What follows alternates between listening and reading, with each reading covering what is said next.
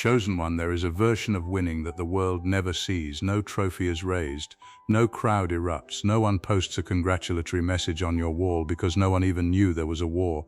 You did not announce the battle, you did not document the struggle. You did not perform the pain for an audience waiting to validate you. You simply went through it, quietly, completely, alone, and you came out the other side still standing, still breathing, still you, maybe even more you than you have ever been. This is what it means to be the chosen one in the truest sense.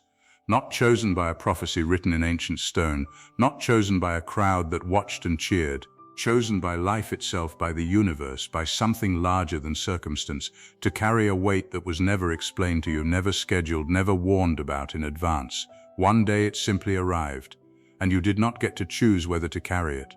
You only got to choose how. You chose silence, not because you were ashamed, not because you did not know how to ask for help, but because something deep inside you understood that this particular battle was yours, that the fire pressing against your chest at 3 in the morning belonged to you in a way that could not be fully translated into words someone else could hold. You tried once, maybe twice, to explain it, and you watched their eyes, kind eyes, loving eyes, glaze over just slightly, not from cruelty but from the simple human limitation of not being able to feel what they had not lived. So you closed the door gently, you went back inside yourself, and you fought. You fought in ways no one has an award ceremony for. You fought when you got up on the days your body said stay down. You fought when you smiled at someone who needed your smile even though your own heart was folded in half inside your ribcage. You fought when you kept going at something, a job, a relationship, a dream, a recovery, a reinvention, when every logical voice around you had already written it off, had already begun quietly mourning you, had already started adjusting their expectations of who you were going to be.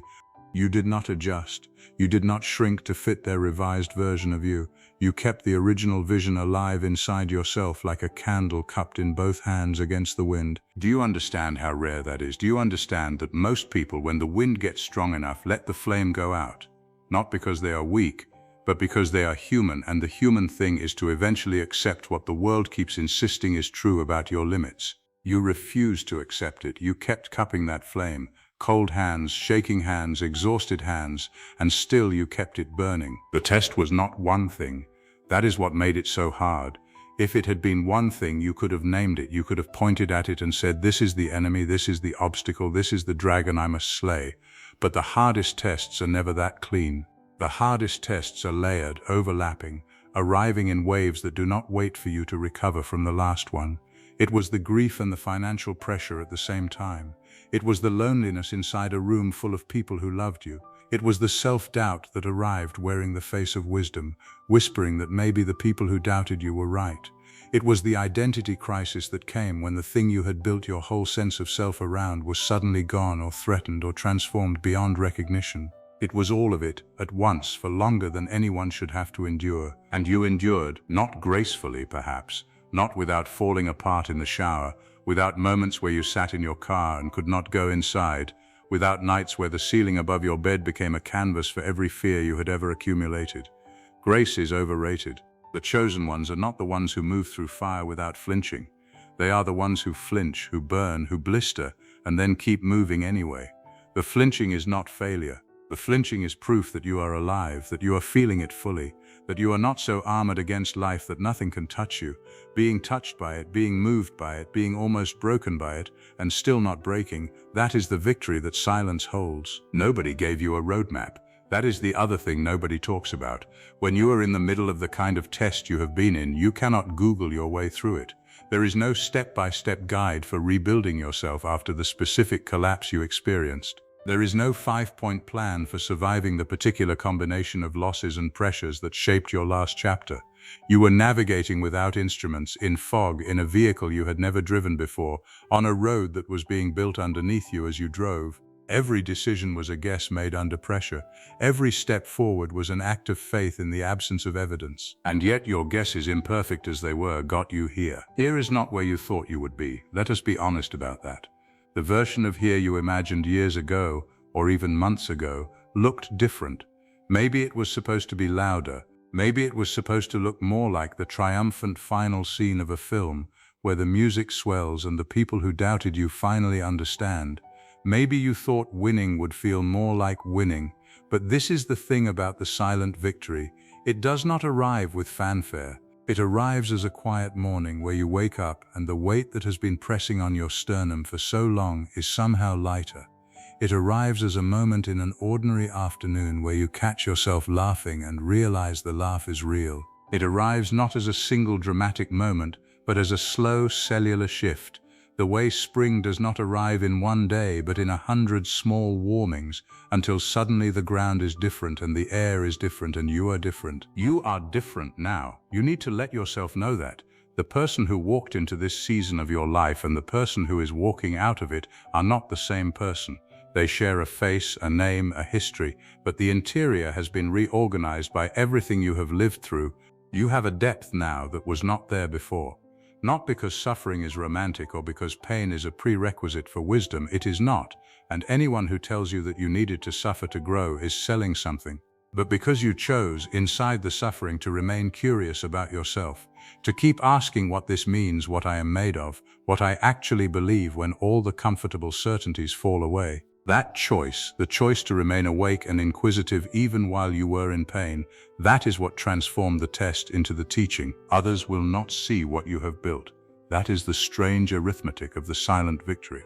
The internal architecture you have constructed through this period, the resilience, the clarity, the redefined values, the bone-deep understanding of what actually matters, none of it is visible from the outside. People will look at you and see what they always saw, or they will see that something is different but not be able to name it. Or they will project onto your stillness whatever their own experience tells them to project. Very few will see the cathedral you have built inside yourself out of the rubble of everything that fell. But you will know it is there. You will feel it in how you move through rooms now, in how differently you respond to things that would have leveled you before, in how much less you need from external sources because you have developed an internal source that did not exist before the test. There is a kind of confidence that comes only from surviving the thing you were most afraid would destroy you, not the confidence of the untested, that bright, brittle assurance that comes from not yet having faced a real threat to your sense of self. That confidence shatters on contact with genuine adversity. The confidence you have now is different. It is made of a different material. It is quiet, almost indistinguishable from calm. It does not need to announce itself in rooms. It does not need to be seen or confirmed. It simply knows, and that knowing is unshakable, that you have been to the bottom and found that even there, even in the worst of it, you did not disappear. You bent, you grieved, you doubted, but you did not disappear. That is the certificate no institution can issue, the proof of something no external credential can represent. You know what you are made of now, not because you were told, but because you were tested, and the test did not lie. The silence was not emptiness. People sometimes mistake the silence of the chosen ones for absence, for passivity, for giving up, for not caring enough to make noise. But silence is not the same as stillness, and stillness is not the same as surrender. Your silence was full. It was full of processing, of rebuilding, of the enormous interior labor of someone who refuses to perform healing before they have actually healed. You were not ready to talk about it because you were still inside it. And you understood at a level below conscious thought that narrating the battle while you were still fighting it would cost you something, would divide your attention, split your energy, require you to translate the untranslatable while you still needed all your resources for the fight itself. So you let people think what they thought. You let the silence be misread. You let them assume you were fine or failing or simply absent. You protected the process. You gave the wound the darkness it needed to close. And now, on the other side, you can see that the silence was not a lack, it was a strategy, an instinctive, wisdom-carrying strategy that your deepest self knew to employ even when your surface self was not sure what it was doing. Not everyone in your life will be able to celebrate this with you, and that is one of the harder truths to metabolize. Some people in your circle were comfortable with the version of you that the test almost broke. They had organized their relationship with you around a certain dynamic, a certain version of your limitations, a certain story about who you were and were not capable of being. Your survival disrupts that story. Your transformation asks something of them that they may not be ready to give, a revision of who they thought you were, an expansion of what they believe is possible. Some will rise to meet the new version of you with open hands. Some will not, and their inability to meet you here says nothing about whether you have truly won. It says only that growth is sometimes lonely even in its triumph. Be gentle with them. and be immovable in your knowing, because here is what you need to carry forward into the next chapter that is now beginning. The fact that you survived this is not an accident. It is not luck. It is not that the test happened to be smaller than it seemed. The test was exactly as hard as it felt. You were not wrong about the difficulty. You were right about every moment when it felt impossible. It was impossible in the sense that no formula existed for getting through it, no guaranteed path, no certainty of outcome. You walked across the water. You stayed on it even when your feet began to sink. Something in you believed, not always consciously, not always cheerfully, sometimes through gritted teeth and blurred vision, that the other shore existed, and you made it. That belief was the miracle. Not a belief in perfect outcomes or divine favoritism or the guarantee that things would work out the way you wanted, but the simpler, more radical belief that you were worth the effort of continuing, that your life had something in it still worth moving toward, that the next moment might be different from this one. That is the belief that carries chosen ones through the dark. It is not glamorous. It does not make for a beautiful story in the telling. It is just the stubborn, unglamorous, daily choice to stay in the game when every intelligent calculation says the odds are not in your favor. You stayed, you chose, over and over, in small, unremarkable moments that stacked up into something remarkable. To stay, now comes the part where you learn to receive what the surviving has given you, not the rewards the world might or might not eventually offer, but the interior gifts, the unshakable compassion for others who are in their own silent battles, because you now know from the inside what that looks like and feels like. The ability to sit with someone in their darkness without needing to fix it or rush them through it, because you know that some things cannot be rushed. The clarity about what you actually value, stripped of all the things you thought you valued because you had not yet been forced to choose. The deep, unperformable knowledge of your own strength, not as ego but as fact, the way the age of a tree is fact, recorded in its rings, indifferent to whether anyone is counting. These are not small things. In a world that constantly mistakes noise for significance and performance for achievement, the things you have quietly gathered in this season are among the most significant things a person can possess. They are not things that can be taken from you, because they were not given to you by anything external that could be withdrawn. They were forged inside you, by you, in the fire of the thing you have just come through. They are yours in a way that nothing else in your life is fully yours. Go easy with yourself in the aftermath. The end of a long battle does not always feel the way you expect. Sometimes it feels like exhaustion before it feels like relief. Sometimes you find yourself waiting for the next wave before you can fully believe the sea has calmed. Sometimes the body and the nervous system take longer to receive the news of safety than the mind does. You may find yourself still braced for impact in moments when the impact is no longer coming. That is not weakness. That is the body doing its job, the job it learned to do in order to protect you, still doing it out of habit. Let it learn slowly that the emergency is over. Let it unclench. Let it rest. Let the breathing deepen gradually, the shoulders drop gradually, the hypervigilance soften gradually. There is no deadline for this.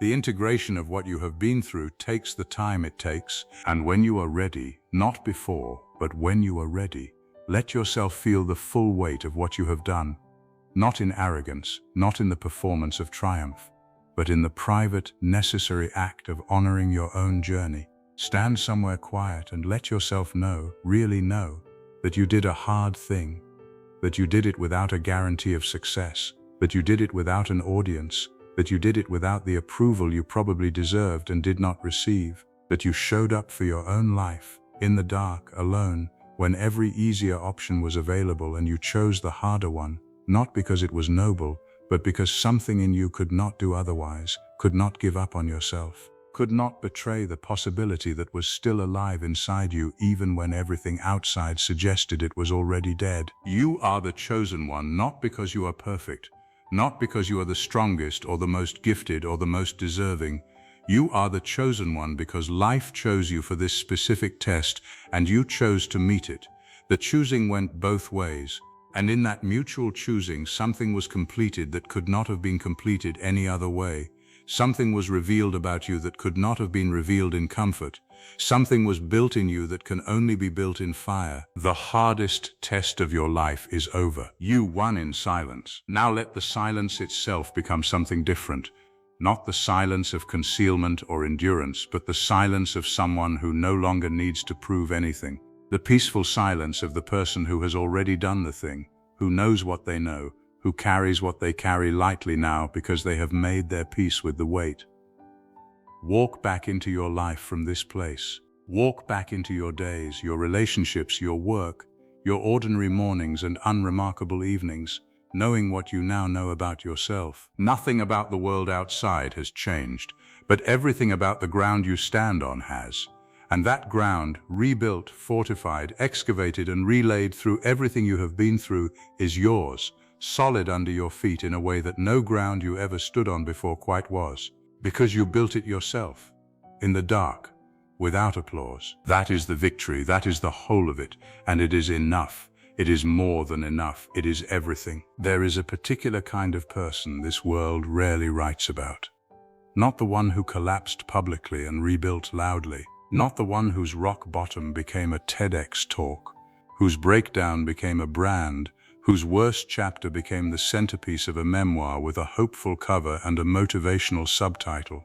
Those stories matter, but they are not the only stories. And for a certain kind of person, the invisible warrior, they can feel like one more reminder that even in suffering they are somehow doing it wrong, that even their pain is not the kind the world finds interesting enough to witness. The invisible warrior is the one who went through something enormous and told almost no one.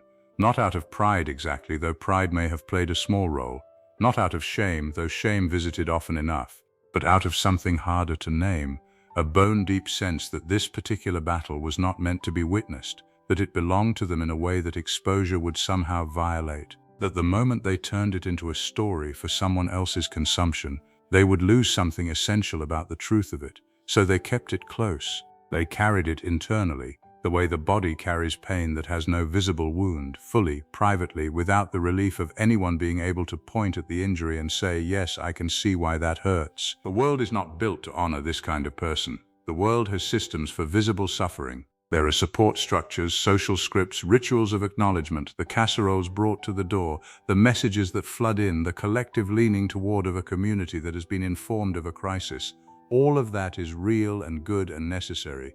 But it requires announcement. It requires that you let people know something is wrong. And the invisible warrior, for reasons their own, could not or did not make that announcement. So the casseroles never came, the messages never flooded. The community never leaned in, because the community never knew there was anything to lean toward. What this means in practice is that the invisible warrior had to locate every resource inside themselves. Every moment of encouragement, every reason to keep going, every small reframing that made the next hour survivable, it all had to come from within, because the outside was not offering it. This is not a romantic condition. It is an exhausting one. The human being is not designed to be entirely self-sufficient in crisis. We are wired for connection, for the regulation that comes from being truly seen by another person, for the nervous system relief of not being alone with the heaviest things. The invisible warrior went without that. They managed without it. They found, somewhere inside themselves, reserves they did not know existed, precisely because they had never before been forced to dig that deep, and they came out of it with something that cannot be explained to someone who has not experienced it. A quality of self-knowledge that is not arrogance and not bitterness, but simply accurate. They know now, with a certainty that requires no external confirmation, what they are capable of. They know because they were there, they were the only one there. They watched themselves navigate the impossible without a map, without a guarantee, without anyone watching to catch them if they fell. And they did not fall in the way they feared they would. They bent, they broke in small ways that mattered. But they did not fall all the way down and stay there. That is the invisible warrior's victory.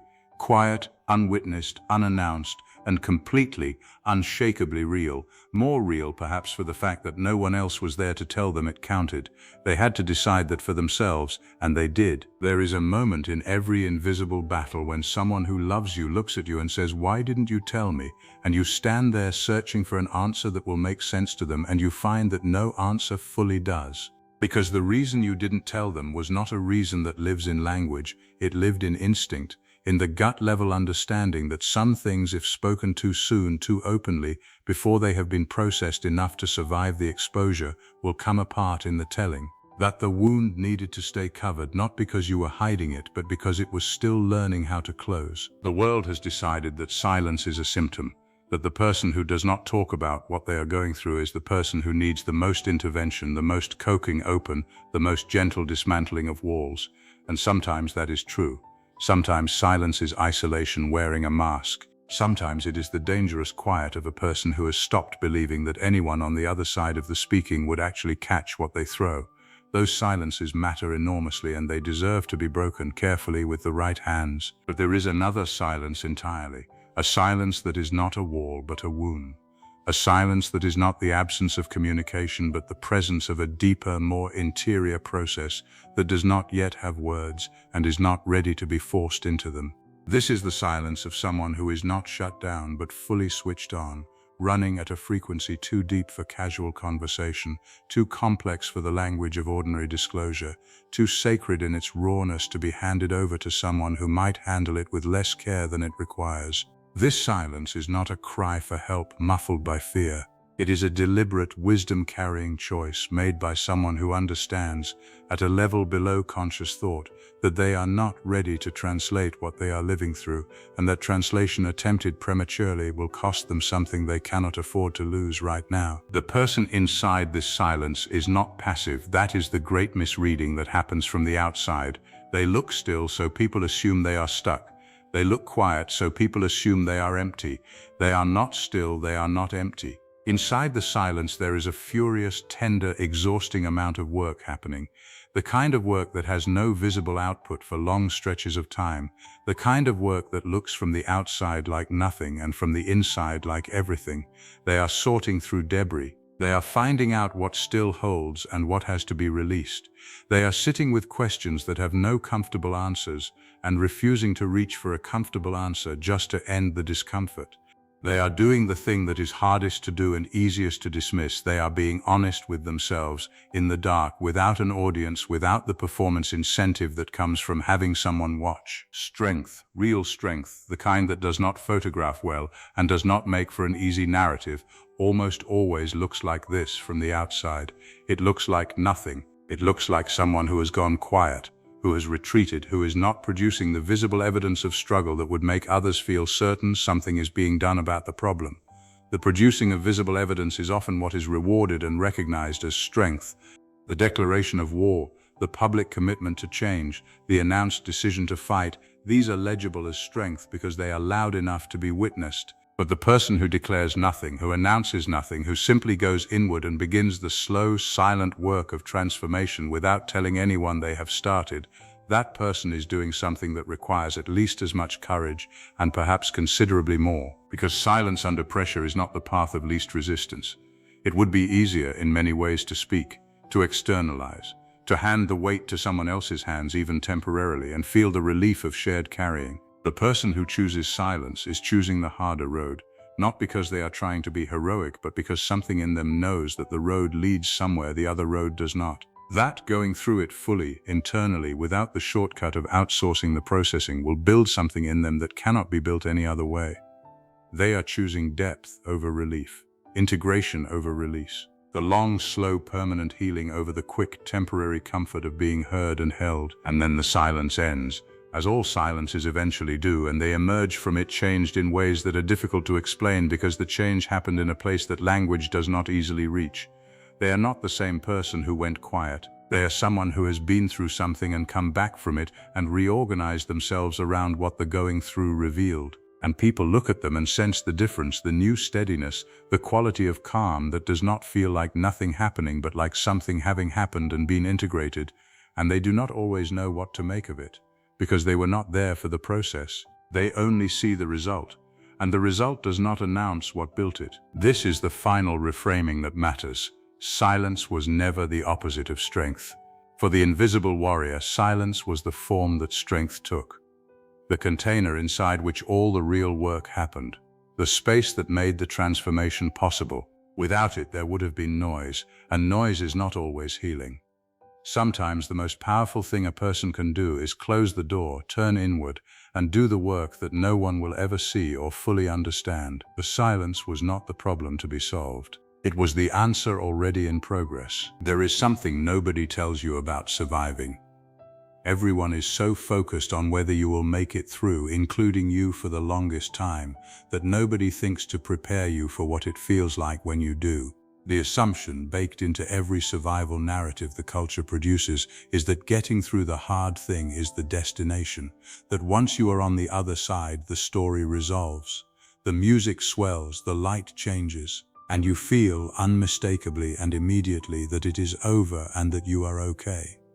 The assumption is wrong, and the wrongness of it, when you discover it firsthand, can be one of the loneliest experiences the entire journey produces. Because the truth is that survival has an aftermath, and the aftermath is its own terrain, with its own specific difficulties, its own unexpected ambushes, its own quiet devastations that arrive not in the middle of the battle, but in the strange silence after it. The body does not receive the news of safety all at once.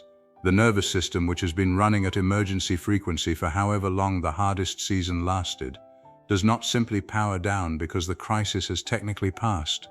It keeps scanning, it keeps bracing, it keeps sending signals that were accurate and necessary during the worst of it and are now misfiring into a present that no longer contains the original threat. You flinch at things that no longer have teeth. You brace for impacts that are no longer coming. You lie awake in a silence that is finally safe and feel inexplicably more afraid than you did when the danger was real, because at least then the fear had a name and a direction and something to push against. This is not a malfunction. It is the body doing exactly what it learned to do, still doing it, out of loyalty to your survival. Every response that kept you alert, that kept you ready, that kept you from being blindsided when blindsiding was possible, all of it is still running, because no one told it to stop. Because there is no clean signal for stop. There is no moment where the alarm system receives definitive confirmation that the emergency is over and it is now permitted to stand down. It has to learn that slowly through accumulated evidence, through the gradual accumulation of moments where the expected catastrophe does not arrive. That learning takes time, more time than feels reasonable, more time than you will be patient with in yourself.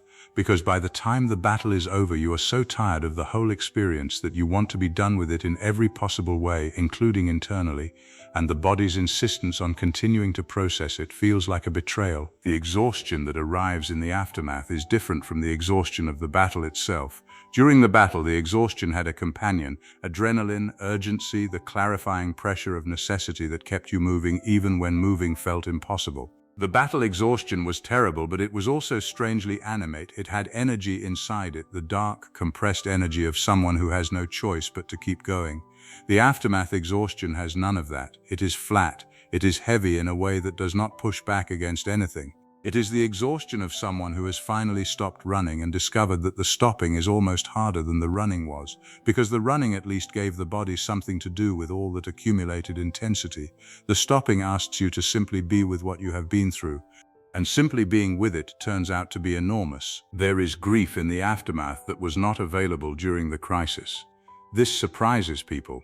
They expect to feel the grief during the hard thing and to be done with it by the time the hard thing ends. But grief does not always arrive on schedule. Sometimes the survival itself requires a kind of emotional bracketing, a setting aside of the full feeling of what is happening in order to have the resources necessary to keep navigating it. You cannot fully mourn something while you are still inside it. The mourning has to wait. And it waits with extraordinary patience, and it arrives in the aftermath with everything it has been storing, and it asks to be felt now, in the quiet that you were looking forward to and that does not feel like relief in the way you expected it to. You mourn the version of yourself that went into the hard season and did not come out. You mourn the certainties you carried in that you had to leave behind. You mourn relationships that did not survive the strain of your transformation, friendships that quietly dissolved while you were busy surviving, versions of closeness that depended on you being a certain kind of person who no longer fully exists. You mourn the time, the months or years that the hardest test consumed, that were lived in survival mode rather than in the full presence and possibility that you want your life to contain.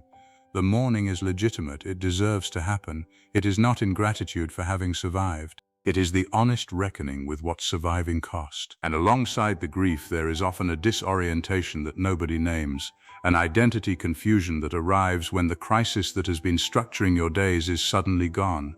Difficult seasons, for all their devastation, have a kind of terrible clarity to them. They tell you what matters. They tell you what to focus on. They organize your priorities with a brutality that is also, in a strange way, a relief from the ordinary ambiguity of an unchallenged life.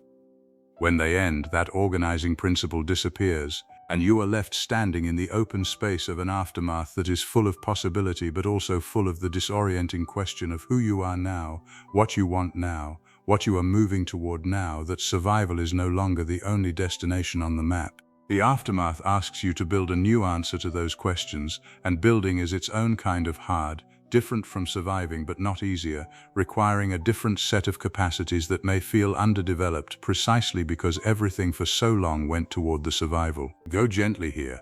The aftermath is not failure. The difficulty of the aftermath is not evidence that the battle damaged you beyond repair, or that you did not really win, or that something else is wrong that needs to be fixed immediately. It is evidence that you went through something real, that it left marks, the way everything that matters leaves marks, that your system is doing the slow, unglamorous, necessary work of integrating a significant experience into the ongoing story of who you are. That work is not a problem. It is the final stage of the very long thing you have been doing. It deserves the same patience, the same compassion, the same refusal to rush that you gave to every other stage of the journey. You survived the hardest test. You are allowed to take time to understand what that means. You are allowed to feel everything the survival contains before you are required to be fully okay. The aftermath is yours too, all of it, even the hard parts of it, especially those. There is a version of transformation that the world recognizes immediately because it was designed to be recognized. It arrives with a new wardrobe and a changed profile picture. It announces itself in captions that trace the arc from before to after, from broken to rebuilt, from lost to found, with timestamps and grateful acknowledgements, and the particular language of public reinvention that has become its own dialect in the age of performed living. People respond to it with warmth and with genuine celebration, and there is nothing wrong with that warmth, nothing false about that celebration, but it is a specific kind of transformation, one that was shaped, at least in part, by the awareness of being watched, one that organized itself around the question, even unconsciously, of how this will read to the people who are paying attention. The transformation you went through was not that kind. Yours happened in rooms no one else entered. It happened in the middle of nights that left no record. It happened in the accumulation of private decisions made without an audience, without the organizing pressure of external witness, without anyone's approval available as a reward for choosing correctly. It was not structured by the arc of a story you were telling someone else. It was structured only by the raw, unglamorous, interior logic of a person trying to figure out who they actually are, when everything they thought they were has been shaken loose from its moorings and is floating in water that offers no clear direction to shore. This kind of transformation is harder to track because it leaves no visible trail. There is no before and after photograph that captures it. There is no moment you can point to and say, here, this is when it happened, this is the turn, because it did not happen in a moment. It happened in 10,000 moments, most of them small, most of them unremarkable from the outside, most of them invisible even to the people closest to you.